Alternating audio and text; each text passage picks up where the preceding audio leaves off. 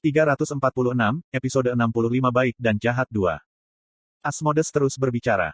3 cara untuk bertahan di dunia yang hancur. Di antara inkarnasi, itu adalah kisah yang dikenal sebagai wahyu. Apakah Anda pernah mendengarnya?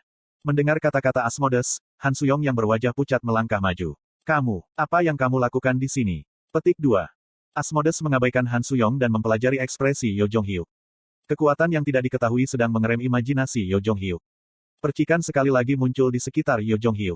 Bahkan, kata-kata Asmodes terdengar seperti ini untuk Yo Jong-hyuk. Pernahkah Anda mendengar tentang 3 tidak terbaca ke teks tidak dapat dibaca dalam tidak terbaca dihancurkan? Yo Jong-hyuk sakit kepala saat dia bertanya. Apa yang kamu katakan? Asmodes menghela nafas. Kamu belum diizinkan. Apa yang kau bicarakan?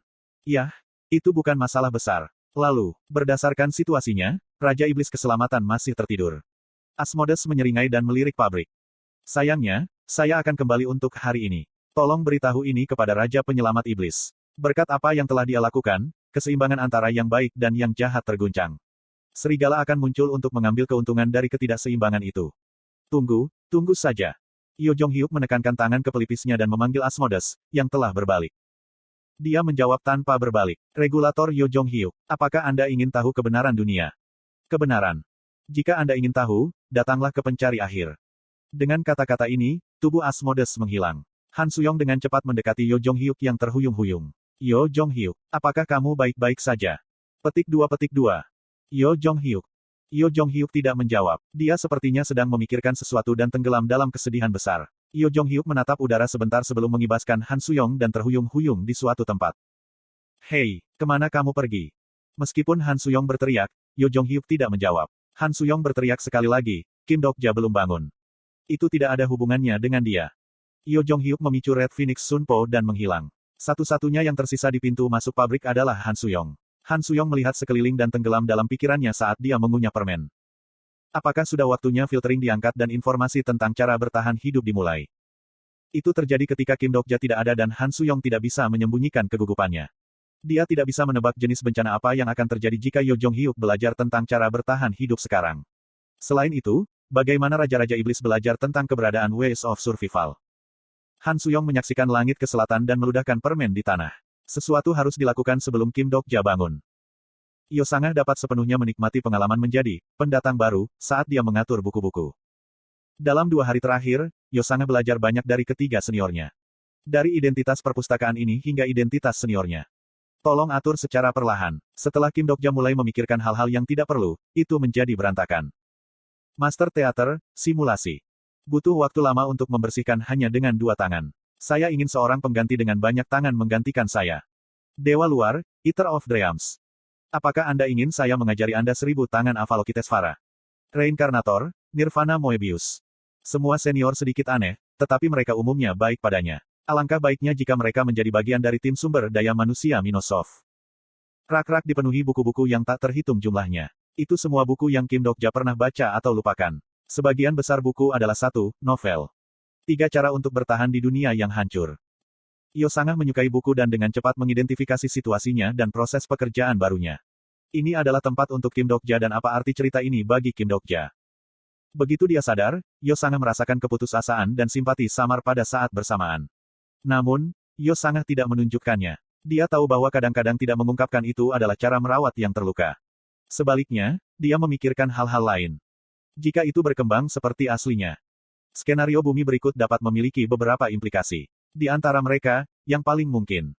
Kerjakan Yo Sangah. Yo Sangah mengangkat kepalanya mendengar suara yang terdengar dari udara. Aku akan bekerja keras. Petik 2.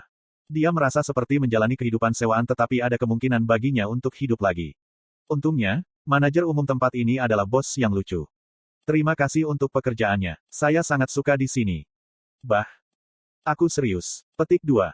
Buku-buku Yo Sangah Likes. Saya sangat menyukainya. Petik 2. Buku apa? Misalnya, Lord of the Rings. Untungnya, bos imut itu tampak cukup tertarik padanya. Dia memutuskan untuk bertanya tentang sesuatu yang dia ingin tahu. Lalu bisakah saya mengajukan satu pertanyaan? Apa sebenarnya dinding keempat? Sebuah tawa memenuhi seluruh perpustakaan. Saya melindungi Kim Dok-ja.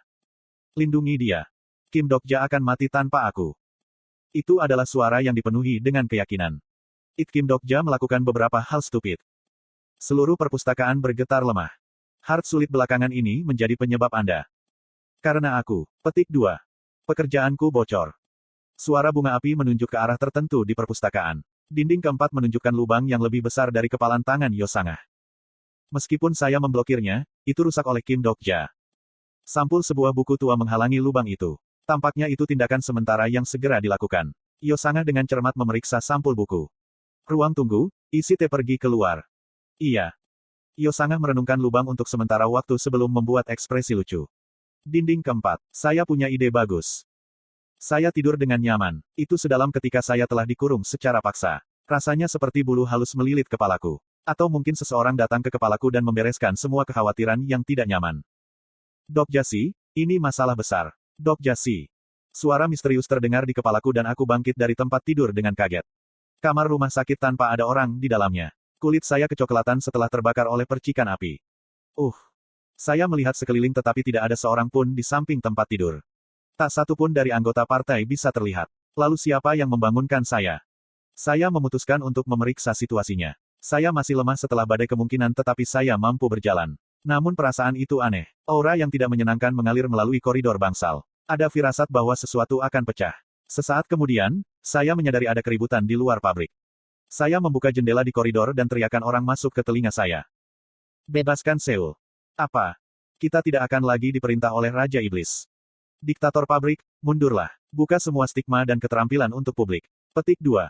Kerumunan berkumpul di luar tembok pabrik. Mereka adalah inkarnasi dari Seul dan daerah sekitarnya. Saya melihat komposisi kekuatan yang datang dan segera tahu orang seperti apa mereka. Kebanyakan dari mereka adalah orang-orang yang gagal dalam skenario. Mereka juga beberapa tokoh kunci dari aliansi. Ini adalah perjuangan yang sah.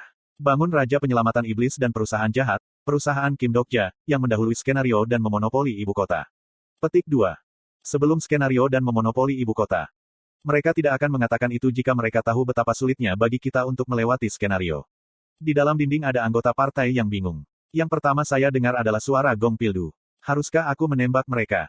Ah Jusi, apa kamu gila? Kebanyakan dari mereka adalah inkarnasi pemula. Petik 2.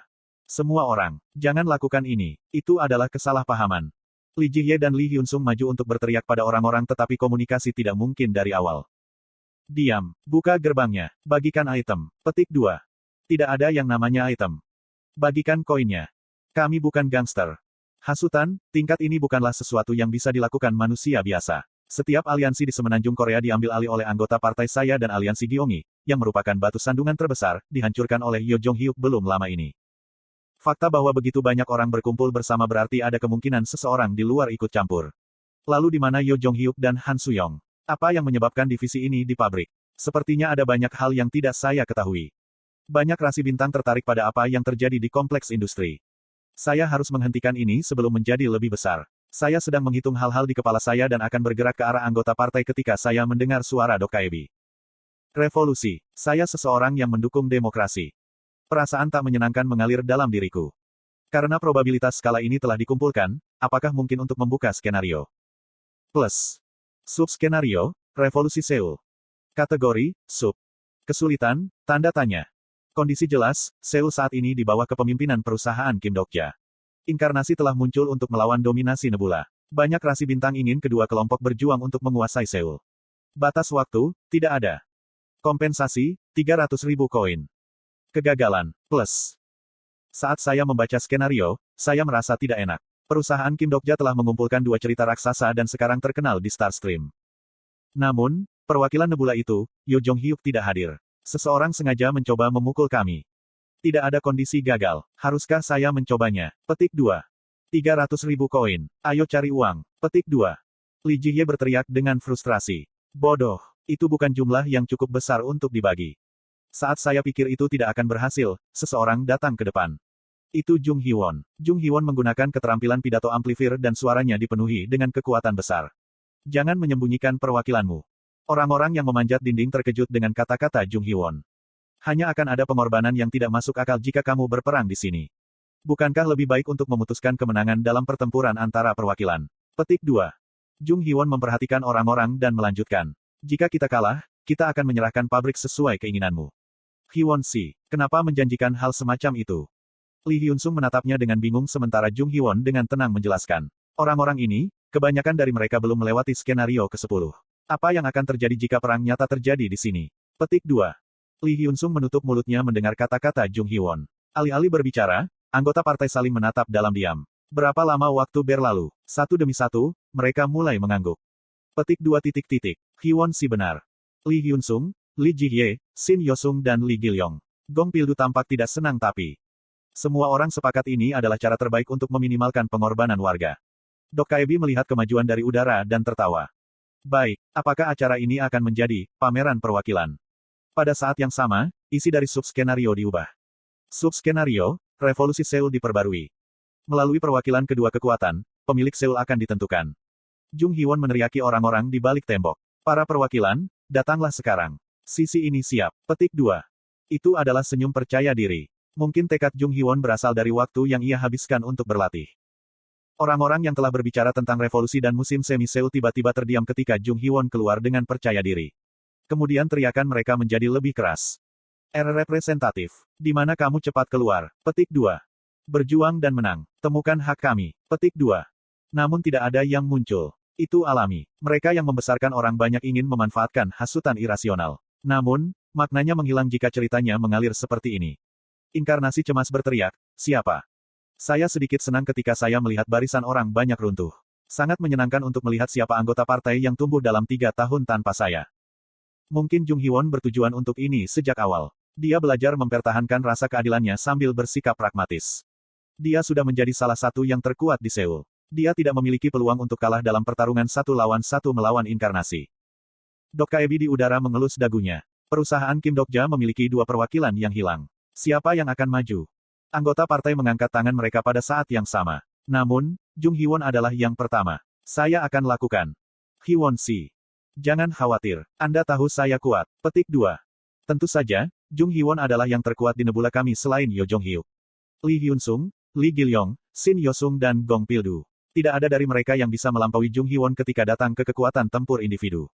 Selain itu, Jung Hee-won sepertinya memperhatikan sesuatu. Ini adalah salah satu alasan mengapa Jung Hee-won harus menjadi wakil. Saya akan pergi. Alasan untuk ini adalah 3 inkarnasi mendekat melalui kerumunan.